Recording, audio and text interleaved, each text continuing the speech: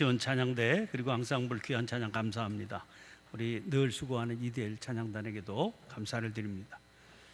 지난번 세일의 특별 새벽기도에서 요한복음의 순환기사인 요한복음 18장 19장 말씀을 집중적으로 살펴보았습니다. 부활주일 지난 후 첫 번째 맞이하는 주일인 오늘, 예수님의 부활 이후에는 무슨 일이 있었는지 계속 살펴보고 싶은 마음이 들었습니다. 그래서 그 본문에 이어지는 20장 말씀을 읽게 됐습니다. 20장 마지막 부분인 30절 31절은 이런 내용입니다. 예수께서 제자들 앞에서 이 책에 기록되지 아니한 다른 표적도 많이 행하셨으나 오직 이것을 기록함은 너희로 예수께서 하나님의 아들 그리스도이심을 믿게 하려 함이요 또 너희로 믿고 그 이름을 힘입어 생명을 얻게 하려 함이니라. 학자들의 연구에 의하면 원래 요한복음은 이 부분에서 끝이 났다는 겁니다. 그 뒤에 21장은 후대에 나중에 덧붙여진 그런 내용이라는 겁니다. 그러면 20장 전체를 한번 훑어보세요. 1절부터 18절까지의 내용은 예수님 부활 사건에 관한 기록입니다. 그리고 마지막 30절 31절은 방금 말씀드린 대로 요한복음의 결론 부분이고요. 19절부터 29절까지의 내용이 부활하신 예수님께서 제자들에게 나타나신 기사입니다. 그런데 이 부분은 다시 두 장면으로 나눌 수 있습니다. 부활하신 주님께서 제자들에게 나타나신 장면, 그리고 그때 그 자리에 함께 있지 않았던 도마가 부활을 믿지 못하겠다 그럴 때 8일 만에 다시 나타나신 장면입니다.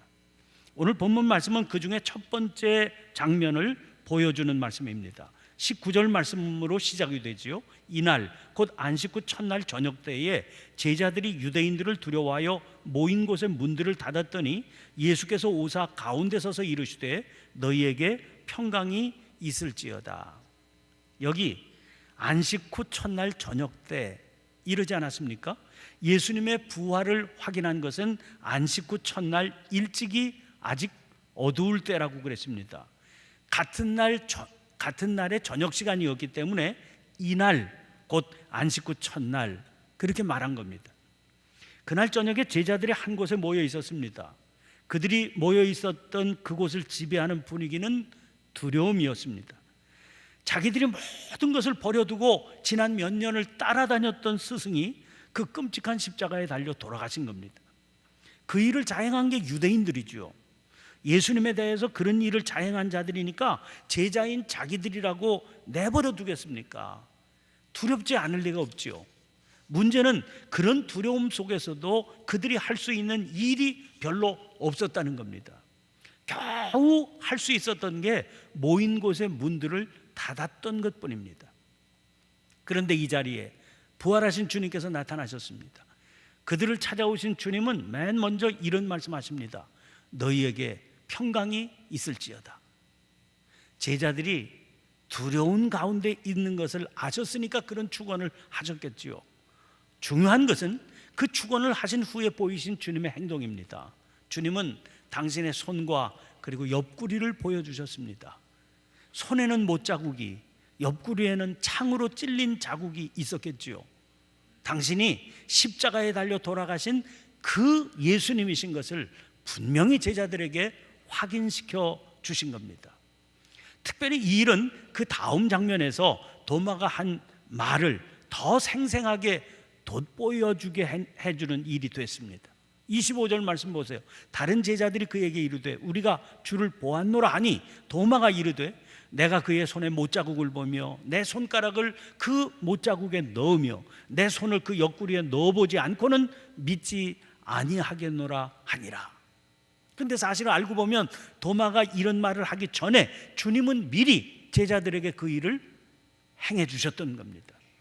그러자 제자들이 주를 보고 기뻐하였습니다. 주님은 기뻐하는 제자들에게 다시 말씀하십니다. 21절입니다. 예수께서 또 이르시되 너희에게 평강이 있을지어다. 이렇게 연이어서 평강을 축원하시는 주님을 보며 십자가 지시기 직전에 행하셨던 긴 설교의 한 장면이 떠오릅니다. 거기 14장부터 16장까지 무려 석 장에 걸친 설교였습니다. 그 설교가 시작되는 14장 1절입니다. 너희는 마음에 근심하지 말라. 하나님을 믿으니 또 나를 믿으라. 주님은 십자가를 앞두고 행하신 마지막 긴 설교의 시작을 마음에 근심하지 말라, 이런 말씀으로 시작하셔요. 왜 이렇게 근심을 주제로 설교를 시작하셨을까요? 실제로 제자들 마음속에 가득한 근심을 보셨던 겁니다. 제자들 안에 그렇게 근심이 가득했던 이유가 있습니다. 주님께서 자꾸만 당신이 떠나야 한다, 떠나야 한다, 이런 말씀을 하신 게 원인입니다. 그러니 제자들이 어떻게 근심하지 않을 수 있었겠습니까? 그런 제자들 앞에서 주님께서 행하신 설교입니다. 근심하지 말아라 하시는 그 이유를 충분히 알 수 있죠. 그러나 문제는 근심하지 말아라 그런다고 근심이 없어지겠느냐 하는 겁니다. 한번 살펴보세요. 어디 우리들의 근심이 누구한테서 뺏어오는 겁니까? 아니면 근심을 노력해서 만들어내는 겁니까? 그럴 필요가 전혀 없습니다. 근심은요, 내버려 두어도 저절로 찾아옵니다. 자연인 상태의 인간은 근심 자동 제조기와 같은 겁니다. 매일 매순간 우리 앞에는 수없이 많은 상황들이 전개되지요. 그런데 어제와 똑같은 오늘이란 없습니다. 전혀 예측할 수 없는 상황들이 나타날 수가 있어요. 그런 낯선 상황들 중에는 도저히 내가 통제할 수 없는, 나로서는 어떻게 해볼 수가 없는 그런 상황들이 얼마나 많이 있습니까? 그런 상황을 만나게 될 때 어떻게 두렵지 않겠습니까? 어떻게 근심에 빠지지 않을 수 있겠습니까? 특히 지금 제자들의 경우가 어떻습니까? 자기들을 지금까지 지탱해 주던 모든 것들을 한순간 버려두고 주님을 따랐던 제자들 아닙니까? 베드로 보세요. 자기의 생업이 배를 타고 물고기를 잡는 거였는데 그 배와 그 그물을 버려두고 부르시는 주님을 즉각 따라 나서지 않았습니까? 마태는 어땠습니까? 세리로 살아가던 사람이에요. 그를 주님께서 부르셨을 때 그 자리에서 주님을 따라 나섰습니다. 오직 주님만 바라보고 따랐던 겁니다. 그런데 그 주님께서 자기들을 두고 떠나가시겠다는 겁니다. 아니 그러면 자기들은 뭐가 되는 겁니까? 베드로가 그런 일이 어떻게 있을 수 있느냐고 강하게 만류하고 나섰다가 호된 책망만 들어야 했습니다. 아, 이건 맞거나 말릴 수 있는 일이 아니로구나 하는 걸 알았겠죠. 그러니 제자들의 근심을 충분히 이해할 수 있는 겁니다. 그런 제자들에게 주님께서 말씀하십니다. 하나님을 믿으니 또 나를 믿어라. 그러면서 이런 말씀하세요. 14장 10절입니다. 내가 아버지 안에 거하고 아버지는 내 안에 계신 것을 내가 믿지 아니하느냐. 이런 말씀을 하시면서 이제 보혜사 성령에 대해서 말씀을 하십니다. 14장 16절입니다. 내가 아버지께 구하겠으니 그가 또 다른 보혜사를 너희에게 주사 영원토록 너희와 함께 있게 하리니. 하나님께서 보혜사를 보내셔서 영원토록 너희와 함께 있게 하실 것이다. 그렇게 말씀하세요. 자, 함께 계시는 보혜사를 통해서 무슨 일이 일어나겠습니까? 14장 20절입니다. 그날에는 내가 아버지 안에 너희가 내 안에 내가 너희 안에 있는 것을 너희가 알리라. 내가 아버지 안에 너희가 내 안에 내가 너희 안에 있게 된다는 거예요. 눈에 보이는 주님은 떠나가신다고 그랬습니다. 그러나 보혜사 성령님의 역사로 주님은 영원토록 함께 계시게 된다는 겁니다. 그러니 분명히 그런 일이 일어나기만 하면 눈에 보이는 주님께서 떠나가신다는 이유로 근심하게 될 일이 뭐가 있겠습니까? 그러나 이런 설교를 하시기는 했지만 이 일은 아직 이루어진 일이 아니었습니다. 그래서 주님께서 이렇게 말씀하십니다. 16장 22절입니다. 지금은 너희가 근심하나 내가 다시 너희를 보리니 너희 마음이 기쁠 것이요 너희 기쁨을 빼앗을 자가 없으리라. 지금은 너희가 근심하나, 그러니까 근심할 수밖에 없는 걸 주님도 충분히 이해하신다 그런 말이죠. 그러나 내가 다시 너희를 보리니 그런 때가 오리라는 겁니다. 그런 일이 일어나게 되면 너희 마음이 기쁠 것이요 너희 기쁨을 빼앗을 자가 없으리라. 그렇게 말씀하셨습니다. 자, 그게 긴 설교의 흐름인데 이제 오늘 본문 말씀으로 눈을 돌려보세요. 제자들이 지금 경험하고 있는 일이 어떤 일입니까? 며칠 전에 미리 말씀하셨던 그런 일이 지금 말씀하셨던 그대로 일어나고 있는 거 아닙니까? 게다가 22절 말씀 보세요. 이 말씀을 하시고 그들을 향하사 숨을 내쉬며 이르시되 성령을 받으라. 십자가를 지시기 전에 주님께서 행하셨던 그 설교 다시 떠올려 보세요. 근심하지 말라고, 하나님을 믿으니 당신을 믿으라고 그러시지 않았습니까? 그리고 보혜사 성령을 보내주신다, 그렇게 말씀하셨죠. 그가 오시면 그날에는 내가 아버지 안에, 너희가 내 안에, 내가 너희 안에 있는 것을 너희가 알리라, 그러시지 않았습니까? 이거 불과 며칠 전의 일입니다. 그러니까 제자들은 그 말씀을 확실히 기억하고 있었을 겁니다.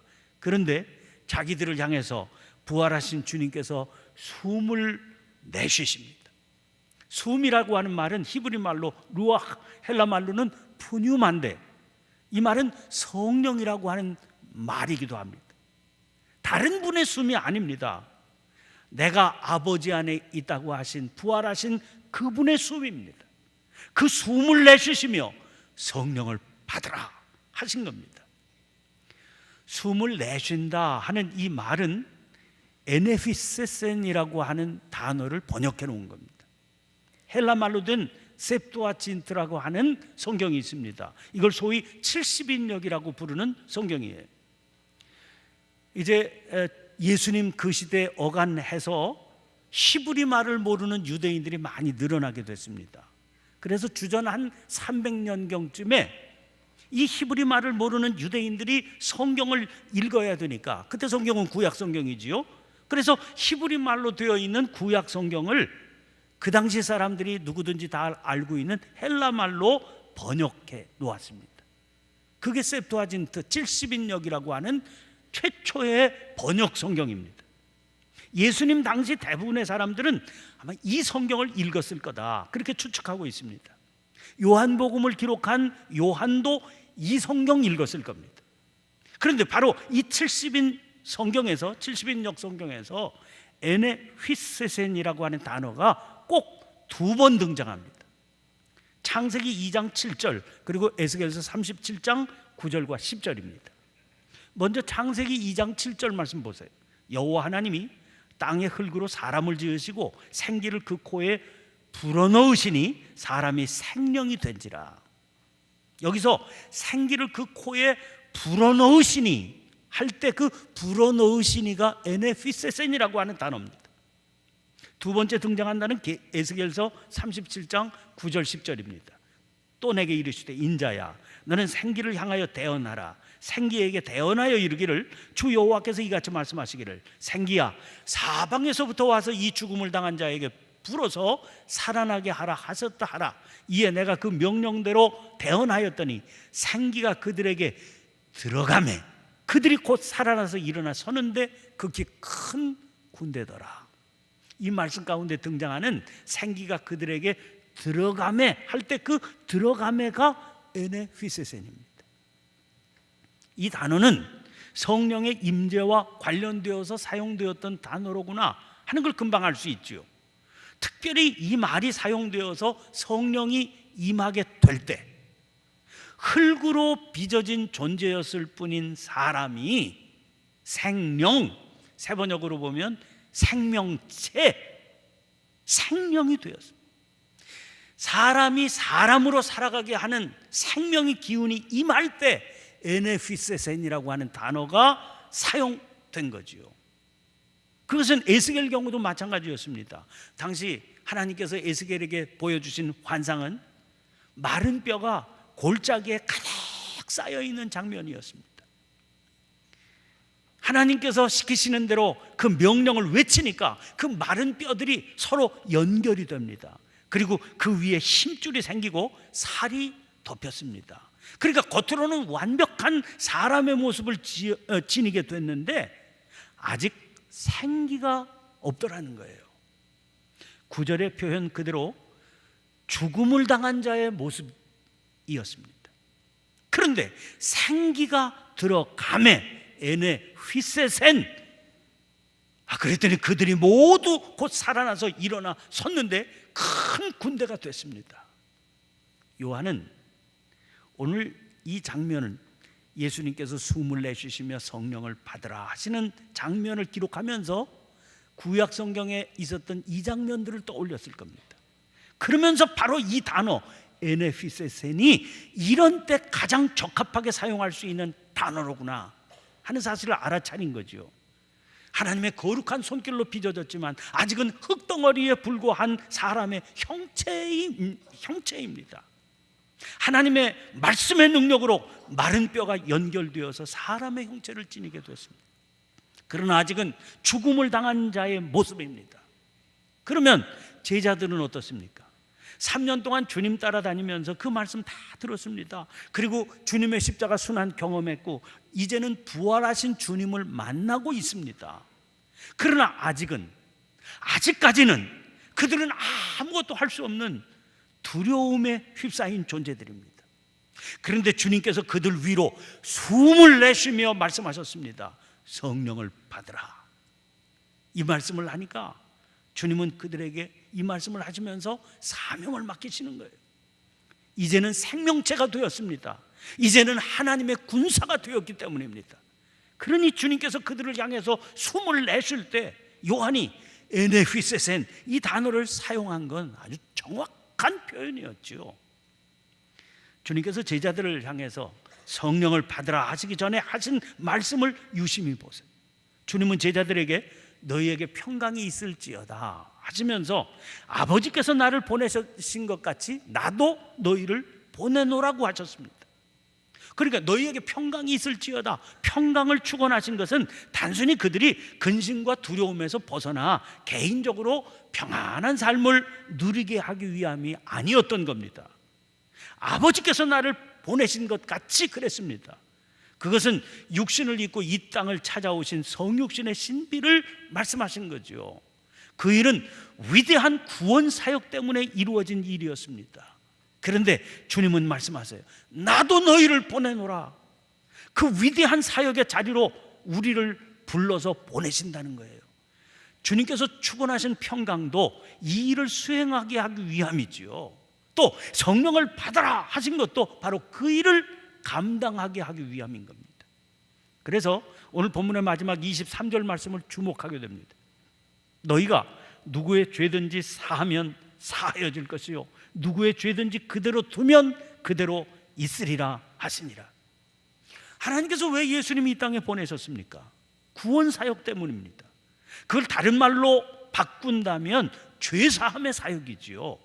사람들을 묶어놓은 이 죄의 사슬을 풀어놓아 다니게 하기 위함입니다. 여기서 우리는 요한이 간절히 전하고 싶어하는 부활의 중요한 의미가 무엇인지를 찾을 수 있습니다. 예수님의 부활이 왜 중요합니까? 예수님이 정말로 죽은 자 가운데서 부활하셨다, 다시 살아나셨다, 그 사실만이 아닌 겁니다. 예수님이 어떤 모습으로 부활하셨을까? 그걸 설명하기 위한 것도 아닙니다. 부활을 경험한 사람들에게 성령이 임해서 그들로 하여금 주님이 보내시는 사명의 길을 걸을 수 있도록 하기 위해서입니다.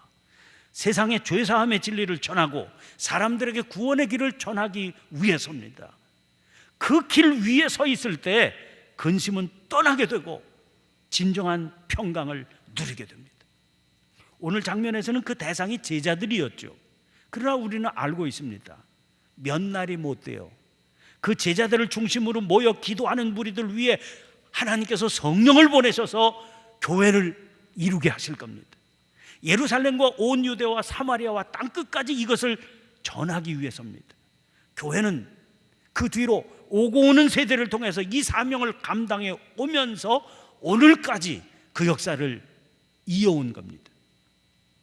이것은 목회를 해오는 동안 저 스스로 절절히 깨닫고 체험해오는 진리이기도 합니다. 학교에서 신학을 학문적으로 공부하는 동안 그때는 이론적으로나 정리했던 진리였습니다. 마음에 와닿는 체험이 별로 없었습니다. 그런데 목회 현장에서는 수도 없이 절절히 이 진리를 몸으로 깨닫게 됩니다. 사명을 수행하는 길에서 부딪히는 일들이 안겨주는 근심, 두려움 얼마나 지독한 건지를 수없이 깨닫습니다. 사명을 수행하는 길에서 부딪히는 일들이 안겨주는 것들입니다. 자기 손으로는 극복이 불가능한 밑바닥 상황을 절절하게 맛보게 됩니다. 그때마다 주님은 조용히 다가오셔서 당신의 손의 못자국, 옆구리의 창자국을 보여주십니다. 그리고 성령께서만 공급해 주시는 평안을 허락하십니다. 그 평안의 힘을 의지해서 다시 일어서서 주님 가라 하시는 길에 서게 만드십니다. 엊그제 서울연회에서 목사님 은퇴식이 있었습니다. 해마다 있는 연회를 가면 목사님 은퇴식을, 그 해에 은퇴하시는 목사님 은퇴식을 하게 되죠. 은퇴하시는 목사님들을 바라보면서 그분들이 걸어오셨을 그 길을 헤아려 보게 되었습니다. 그러면서 지난날 제가 걸어왔던 길도 떠올라서 감사하고 감격한 마음을 누르기가 어려웠습니다. 부활주일을 지내고 첫 주일인 오늘, 아까 인사를 했습니다마는 우리는 그동안 우리와 함께 이 길을 걸었던 이영 목사님을 저 경상북도 의성 이번 동계올림픽 때 주목을 끌었던 컬링 경기로 이름이 더 잘 알려지게 된 바로 그곳으로 보내드리게 됐습니다. 목사님이 2010년 5월에 우리 교회로 오셨으니까 만 8년을 우리와 함께 사역하며 정들었던 주님의 종입니다. 보내는 우리도 우리지만 그곳을 향해서 가시는 목사님과 가족들 역시 남다른 마음이실 겁니다. 오늘의 헤어짐은 새삼 우리들에게 우리가 사명자의 길을 걷는 자들이로구나 하는 사실을 절절히 깨닫게 해줍니다. 목사님과 가족들은 말할 것도 없습니다. 저는 우리 교회와 성도들에게도 같은 기도와 결단이 필요한 것을 말씀드리고 싶습니다. 우리는 비록 헤어지지만 같은 사명의 길을 계속해서 가고 있는 동역자들이기 때문입니다. 아시는 분들은 아시겠습니다만은 가시는 그곳에 준비되어 있는 것은 예배당 건물뿐입니다. 모든 것들을 새롭게 채워가고 또 세워가는 책임이 목사님과 우리들에게 맡겨져 있습니다. 정성을 다해서 이 일에 우리가 함께 하고 싶은 마음이 있습니다. 그 교회를 채우는 교인들이야 현지에서 목사님이 세워가셔야 되겠지만 그 사역을 돕는 일에는 힘이 되어드리고 싶습니다. 오는 5월 18일 날 교회 개척 설립 예배를 드릴 예정입니다. 지난번 목사님 보내드리면서 기획위원회에서 의논을 했습니다. 온 교회가 힘을 모아서 그 개척 설립 예배를 드리는 자리에서 우리 교회 이름으로 교회 선교를 위해서 꼭 필요한 선물을 만들어서 전해드리자, 그런 의견을 모았습니다. 그냥 일반적인 생각에는 아마 그 교회 형편을 생각하면 선교용 승합차를 한 대 마련해드리면 좋지 않겠나, 그런 의견들이 있기는 했습니다. 그러나 구체적으로 현지에서 더 필요한 게 뭔지는 목사님이 아마 현지에 가서 알아보고 결정해야 될 거다, 그렇게 의논을 했습니다. 준비해야 되는 문제도 있으니까 저는 다음 주일부터 29일 주일까지 3주간 동안 교회 로비에 이 일을 위한 헌금함을 마련해 두려고 합니다. 여러분이 이 일을 위해서 기도하시면서 정성껏 기도와 함께 힘을 모아주시기를 부탁드립니다. 사랑하는 성도 여러분, 주님의 말씀 다시 붙드시기를 바랍니다. 아버지께서 나를 보내신 것 같이 나도 너희를 보내노라. 주님은 이 일에 우리를 보내십니다. 이 명령에 순종해서 따르는 과정에서 죽음을 이기신 주님의 부활과 승리를 체험할 수 있는 우리 모두가 될 수 있기를 주의 이름으로 축원합니다. 기도를 드리겠습니다. 사랑의 하나님, 주님의 부활이 단순한 이론이 아닌 것을 구체적으로 체험할 수 있도록 저희들을 사명의 길로 보내심을 감사합니다. 그리하여 죽음을 당한 자로 근심과 두려움에 휩싸여 살지 않고 사명자요 승리자로 살게 하심을 감사드립니다. 말씀으로 일깨워 주시는 주님의 은혜 감사하며 감당케 하시는 주님의 사명 짊어지고 나아가는 저희들 되게 해 주시옵소서. 하늘 보좌 버리고 이 땅 찾아와 십자가를 지시기까지 순종함으로 사명의 길 걸으셨던 주님을 따라 보내시는 그 자리, 맡기시는 그 사명 잘 감당하는 선한 청지기로 살아가게 해 주시옵소서. 매일 매 순간 사명의 길에서 주님의 부활을 체험하며 살아가게 하시는 그리스도 예수님 이름으로 기도하옵나이다. 아멘. 아멘. 모두